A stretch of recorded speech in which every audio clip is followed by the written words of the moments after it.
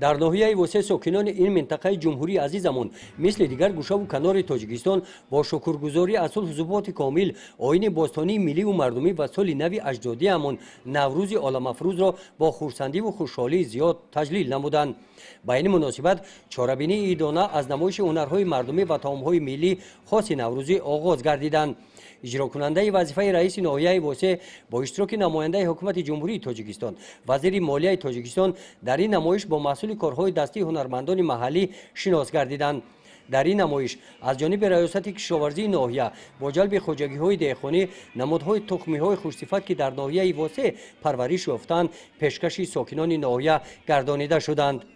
در قسمت رسمی چاره‌بینی اجرا کننده وظیفه رئیس ناحیه ساکنان ناحیه را بخشیده به جشن نوروز تبریک نموده قید نمودند که در سالهای استقلال دولتی در کشور ما احیای عنعنه‌های نیاگان و در مجموع مسئله معنویات همیشه در مقام اول قرار دارد. در جواب به همه این غمخوری‌های حکومت و دولت مردم ناحیه واسع ولایت ختلان نیز در قطار پیشرفتان جبهه سازندگی و آبادانی کشورمان زحمت کشیده در پیشرفت وطن محبوبمان سهم ارزنده خود را می‌گذارند. سپس در سخنرانی نماینده حکومت مملکت وزیر مالیه جمهوری تاجیکستان بخشیده به جشن عید نوروز قید گردید که 18 فوریه سال 2010 در اجلاس 64 مجمع عمومی سازمان ملل متحد قطعنامه روز جهانی نوروز به تصویب رسید. این قطعنامه سازمان ملل متحد با پیشنهاد حکومت جمهوری تاجیکستان مورد بررسی علمی قرار گرفته در آن ذکر شده است که همه ساله در تمام جهان 21 مارس همچون روز بین المللی نوروز تجلیل می‌گردد.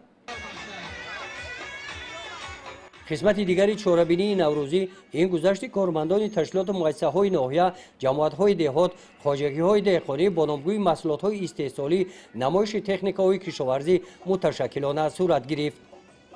در قسمت فرهنگی چاره‌بینی کارمندان بخش فرهنگی ناحیه با برنامه جالب کنسرتی نوروزی خاطر اشتراکچیان چاره‌بینی را شاد گردانیدند.